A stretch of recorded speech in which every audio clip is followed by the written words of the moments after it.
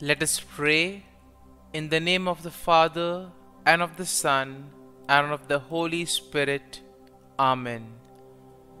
O Jesus, through the Immaculate Heart of Mary, I offer you my prayers, works, joys, and sufferings on this day for all the intentions of your Sacred Heart, in union with the holy sacrifice of the Mass throughout the world, in reparation for my sins, for the intentions of all my relatives and friends, and in particular for the intentions of the Holy Father. Amen. Let us pray for the intentions of the Holy Father for the month of December.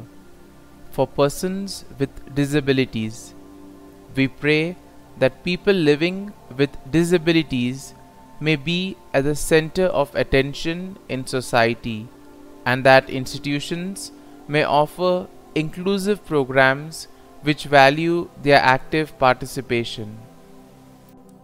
Our Father, who art in heaven, hallowed be thy name.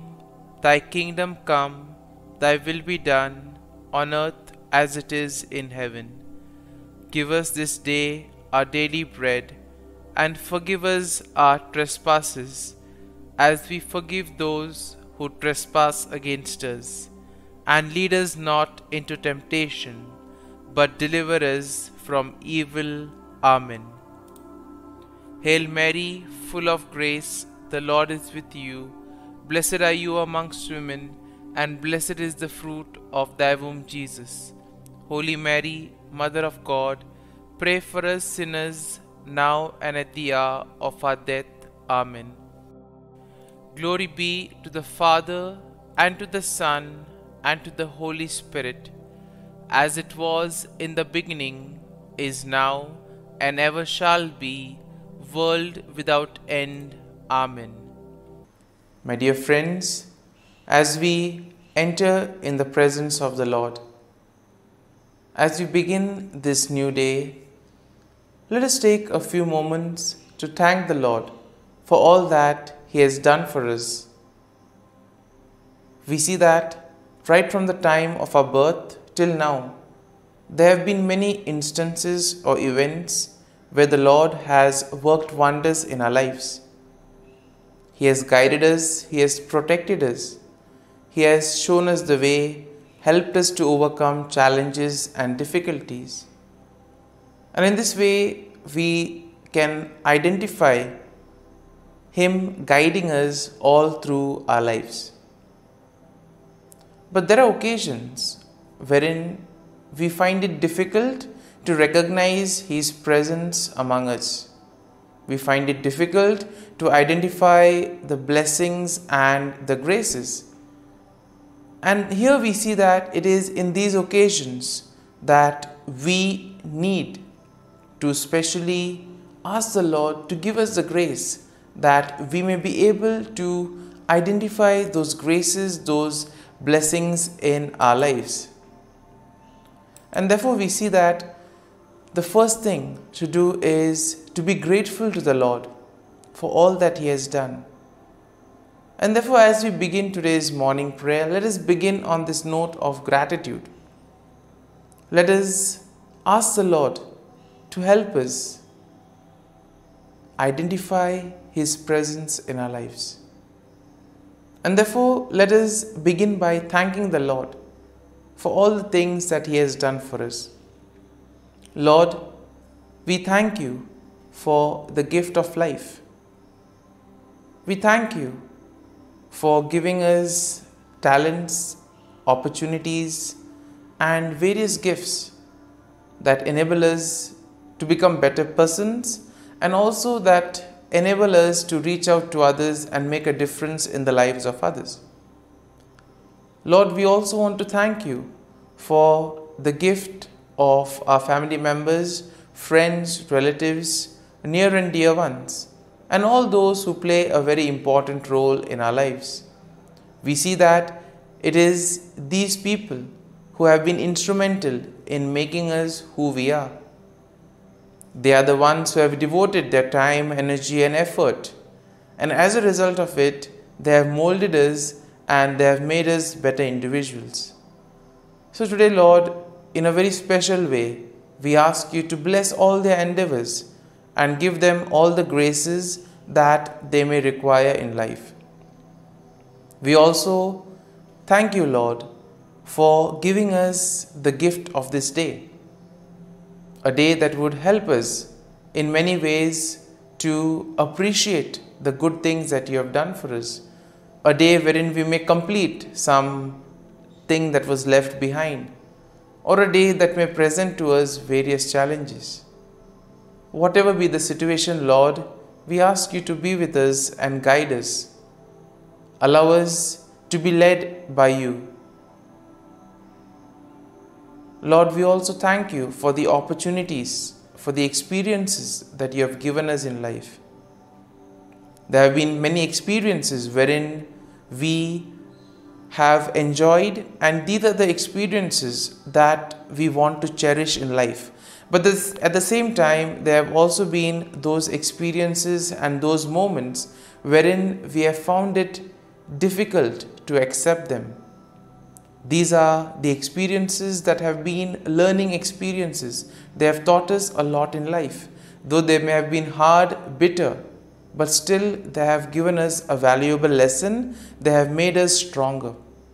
And therefore, Lord, we also thank you for those moments which have helped us to become strong, which have helped us to become better individuals. And Lord, we also thank you for giving us opportunities to reach out to others, to make use of our talents. And thus, Lord, we ask you to be with us, guide us throughout this day.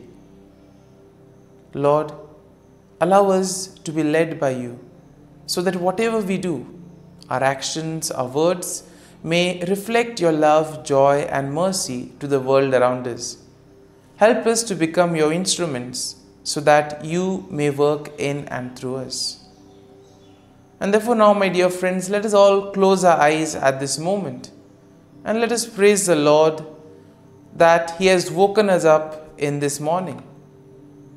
We thank Him for the good health that He has given us, for the good night's rest. We thank Him for keeping us safe and sound, for protecting us from all danger, from all harm. He has kept us in His love, and at every moment we see that His gaze is upon us. He never abandons us. He is always there, guiding us, protecting us, showing us the right path. He loves us. And for all this, let us praise Him, let us thank Him, and let us glorify Him. Lord, as we offer you this day, we ask you that you be with us. Help us to make the right decisions. Help us to do the right things, so that we too may become worthy instruments, that we may be worthy workers in your vineyard. And therefore, my dear friends, let this day be a day of joy and blessings in the name of our Lord Jesus Christ. My dear friends, let us now reflect and meditate on Psalm 63.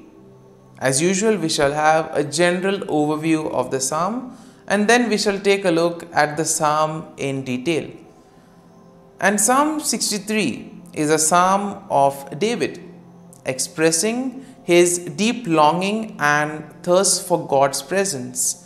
And here we see that there is a longing to place unwavering trust in God's steadfast love. Therefore, it is believed to have been written by David when he was in the wilderness of Judah, especially during the time when he was fleeing from his enemies. And therefore, we see that the psalm can be divided into four main sections. Now, the first section is found in verses 1 to 2, which speaks of a fervent longing for God. Now, the second section can be found in verses 3 to 8. And here is a description of God's steadfast love and his provisions. The third section, verses 9 to 11, will speak of a declaration that he needs to place his faith and trust in God. And finally, in verse 11, we have a vow to praise God. And therefore, when you have a general overview of Psalm 63, we see that it beautifully expresses David's deep longing for God, longing to be in God's presence and longing to put his whole faith and trust in God. And therefore we see that David here expresses his unwavering trust in God's steadfast love and protection.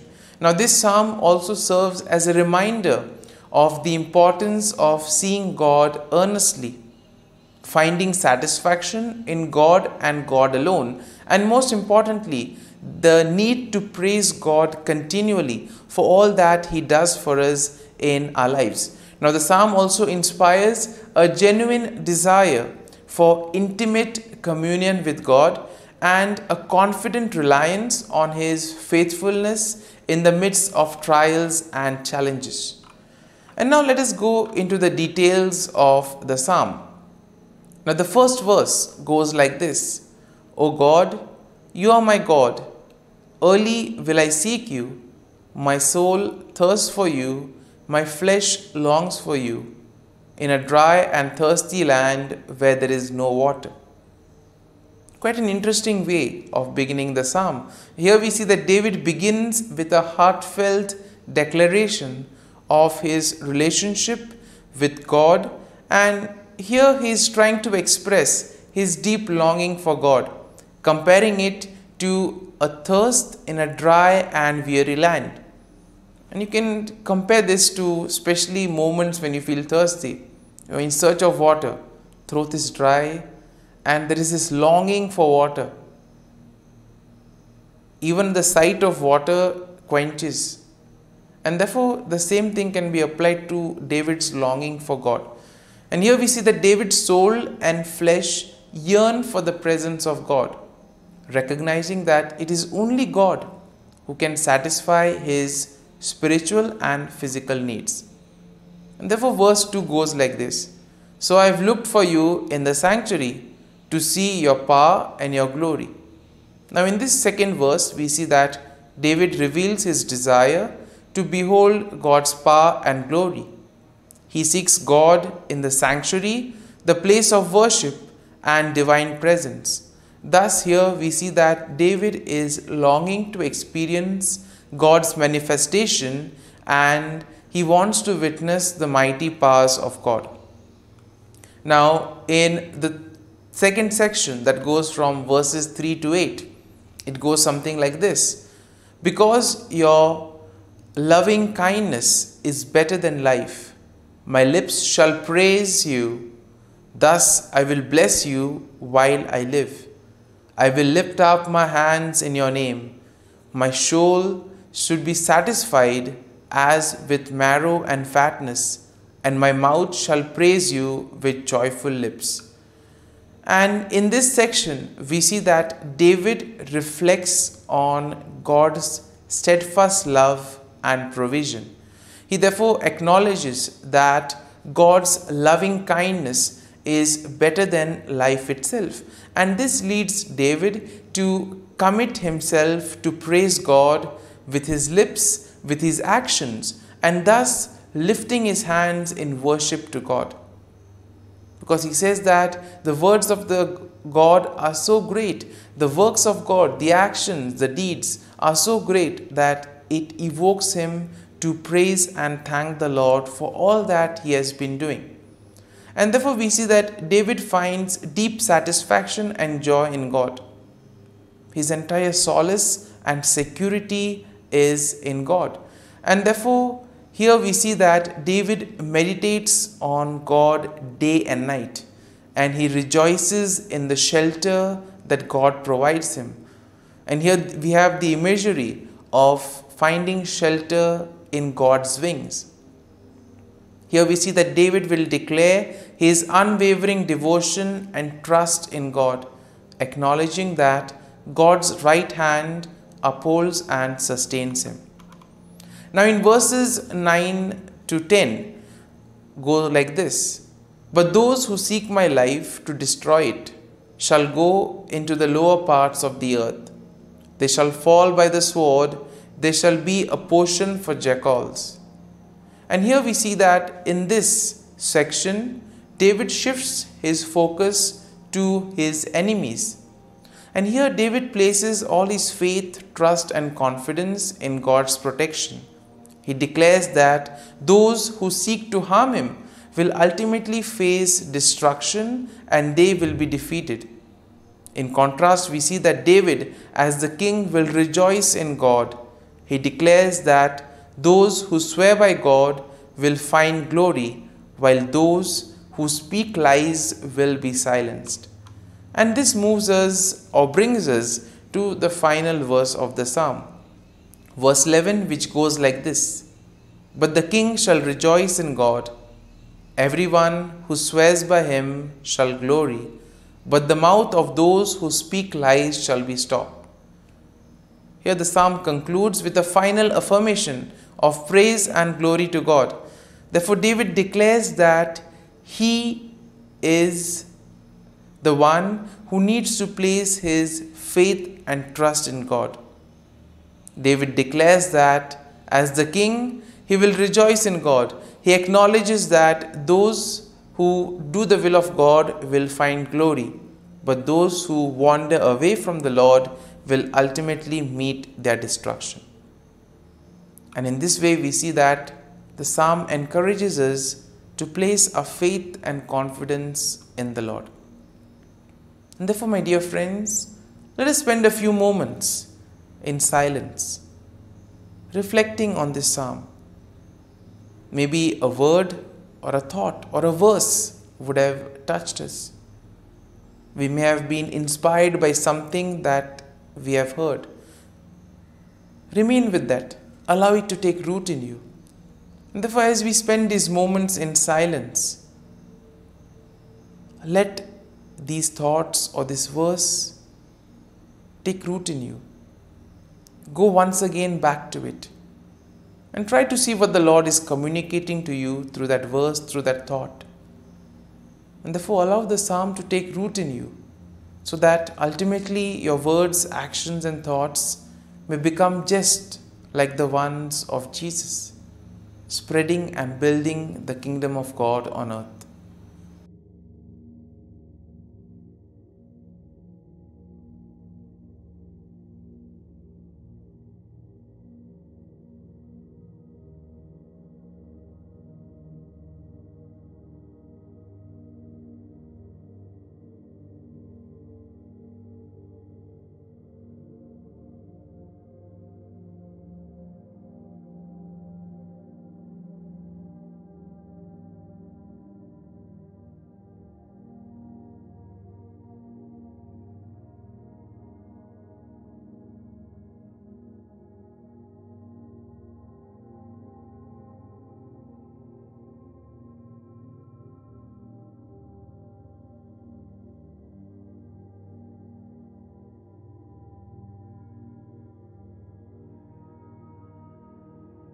Pray to Saint Michael the Archangel for protection.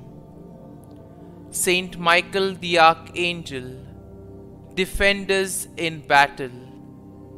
Be our defense against the wickedness and snares of the devil.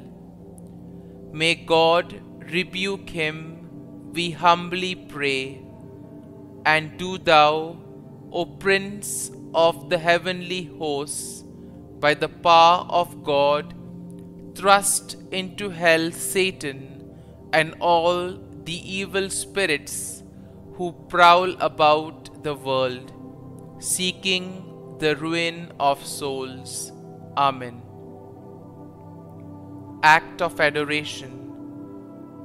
O Sacrament most holy, O Sacrament divine, all praise and all thanksgiving be every moment thine. Saint Gertrude, pray for souls in purgatory.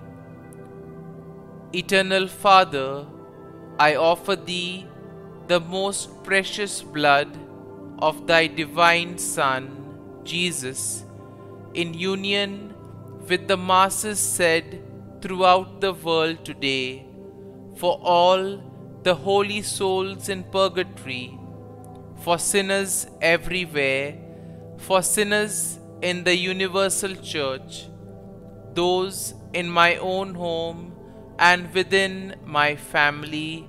Amen. May the divine assistance remain always with us, and may the souls of the faithful departed through the mercy of God rest in peace. Amen.